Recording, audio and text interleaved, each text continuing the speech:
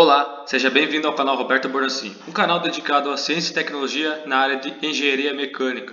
Hoje aqui apresentarei o processo de soldagem por fusão por eletrodo revestido, geralmente utilizado pela sigla de SMAW.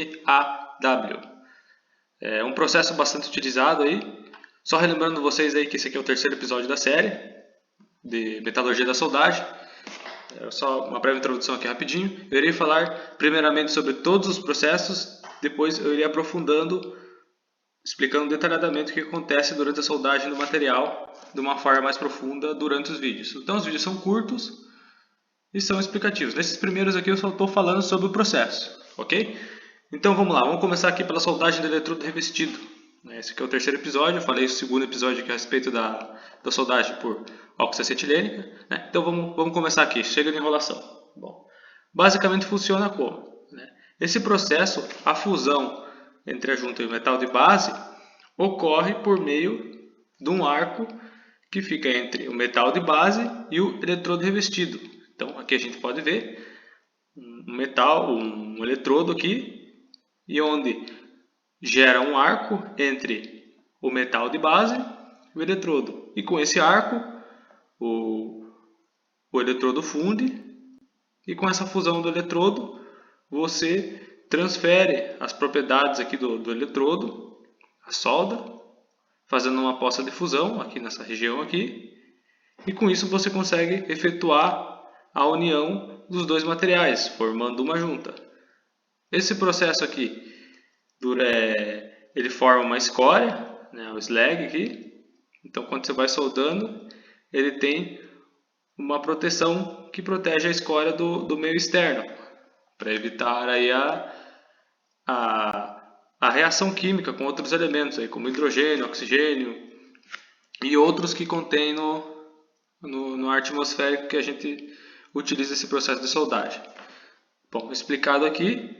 Vou explicar agora aqui para vocês como é que funciona aqui, os componentes. Então ele tem uma fonte, geralmente tem o ponto positivo, o cátodo, e o negativo, que é o ânodo, ou ao contrário. Isso varia aí de acordo com o ponto de vista. Porque na soldagem funciona o oposto. O cátodo é o negativo, que no caso para os elétrons, que é o processo inverso, é o positivo. Bom, mas não quero complicar aqui para vocês. Só quero falar o seguinte, tem o ponto negativo e o ponto positivo, que gera uma diferença de potencial, e uma garra da máquina é conectada na peça de trabalho e a outra no eletrodo. Então, quando você liga aqui a máquina, você tem uma corrente elétrica que passa aqui.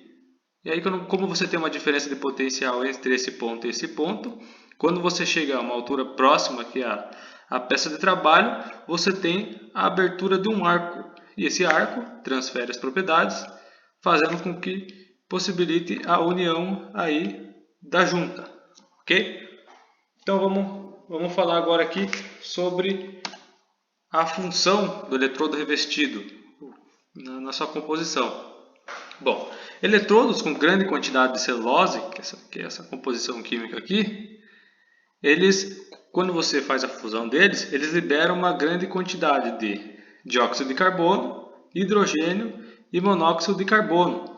Isso ele gera um gás de proteção, evitando com que o oxigênio do ambiente que você está estudando, no caso, que você está fazendo a solda, reaja com a peça, mas assim, ele reduz, mas ele não protege totalmente, certo?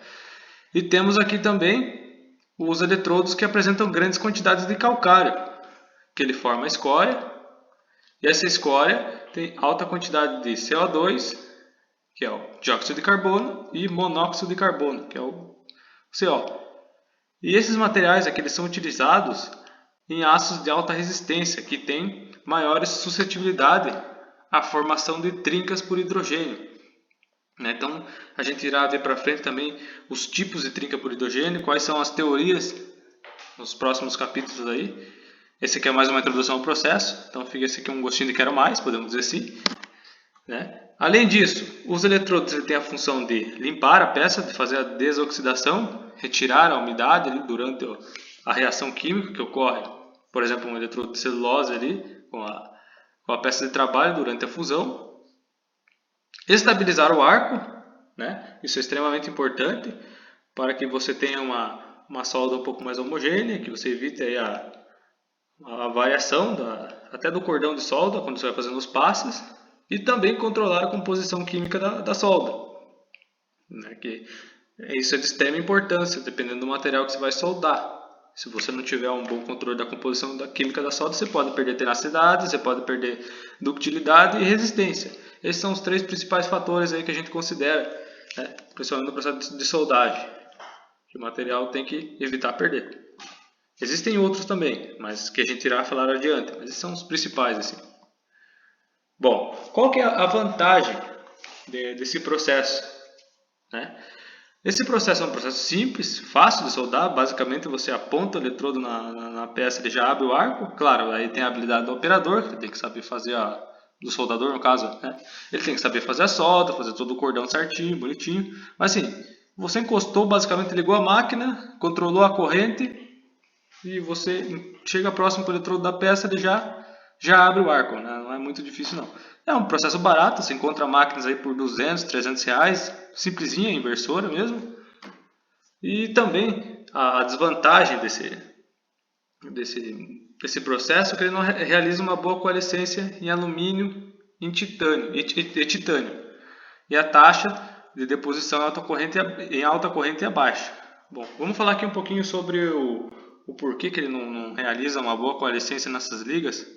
Porque é o seguinte, porque esses materiais aqui, eles apresentam eles são reativos, né? O que é um material reativo? É um material que tem uma grande capacidade de perder elétrons. Então isso aqui faz com que ele oxide rápido e você não tenha podemos dizer assim, um ganho de propriedades. Você não deixa de perder as propriedades com isso aqui. Se você soldar com esses materiais aqui, com esse tipo de eletrodo, além da corrente elétrica, que eles são, principalmente o alumínio é bom condutor elétrico, fica difícil de você abrir o arco, né? Outro fator também, que eles perdem elétrons muito fáceis, então eles oxidam muito fácil esses materiais aqui, principalmente o alumínio, que é o que a gente utiliza mais. O titânio não é tão comum igual o alumínio, né? O alumínio é mais comum no nosso dia a dia. Então quando você vai soldar esse alumínio, além do problema da corrente elétrica de passar por aqui, esse material, o alumínio, ele perde muito fácil os elétrons dele, ele oxida muito fácil. Então isso faz com que seja um problema. Ainda mais que a energia de entrada desse processo aqui é um pouco alta. Quando você compara aí os processos que são utilizados para soldar alumínio, que nós iremos falar adiante também nos outros episódios. Aqui a gente tenta não encher linguiça e falar rápido, né? Bom, essa aqui é uma tabela extremamente importante, que eu todo final do episódio eu demonstro ela aqui, para você poder entender essa tabela aqui, que é importante, são todos os processos de soldagem. No primeiro episódio falo o que significa a sigla de cada um, né? No caso aqui, se a gente quiser soldar, por exemplo, um aço carbono, eu posso soldar aqui no processo do eletrodo revestido com todas as espessuras. Se a gente vir aqui embaixo nessa tabela aqui, ó, o Szinho significa espessuras de chapas abaixo de 3 milímetros. O I, a espessura está entre 3 e 6. Aqui no M, 6 e 19. Então sempre lembre aqui dessa legendinha aqui embaixo que ajuda aqui na leitura dessa tabela. Então quando você vai soldar um material, sempre vem aqui nessa tabelinha aqui. Se você quiser no vídeo, você pode até tirar um print screen, baixar aí. Até na internet tem fácil. Isso ajuda bastante quando você vai fazer a solda do material. Por exemplo, se eu quiser soldar alumínio em suas ligas, ó, ele é correspondente. Eu já não consigo soldar alumínio em suas ligas pelo processo de eletrodo revestido. Eu já tenho que soldar pelo processo de MIG-MAG, certo? Ou até mesmo do TIG, até determinadas espessuras. Ok? Então, a respeito do processo, era isso que eu gostaria de falar. É só uma introdução rápida no processo. Ele é bem mais complexo, tem vários parâmetros, vários estudos, mas aqui é só para dar uma introdução para quando a gente entrar literalmente na matéria na parte de metalurgia da soldagem, para ficar simples. Então vamos resolver um probleminha aqui. Bom, Um probleminha aqui do livro, só para avisar para vocês que o livro que eu estou tomando como base para fazer essa série aqui é o livro Welding Metallurgy, do livro do autor Cole. Essa é a segunda edição. É um livro aí, eu considero bom, assim, sabe? É um livro bem simples, ele é mais focado na área de metalurgia. Como eu disse, aqui é só uma introdução.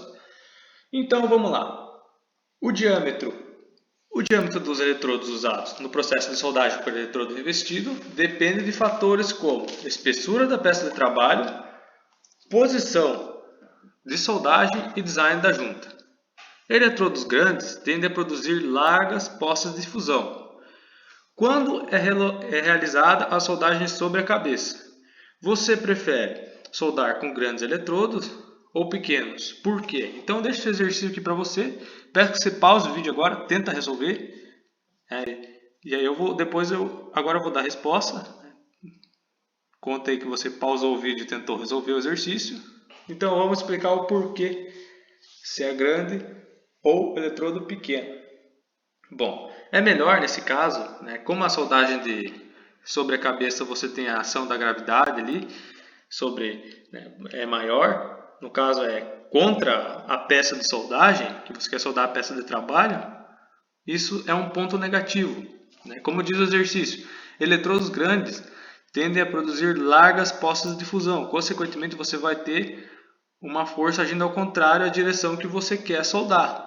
Então, né, imagine a solda sobre a sua cabeça, você quer soldar ela, no caso, mas a força da gravidade puxa ela para baixo.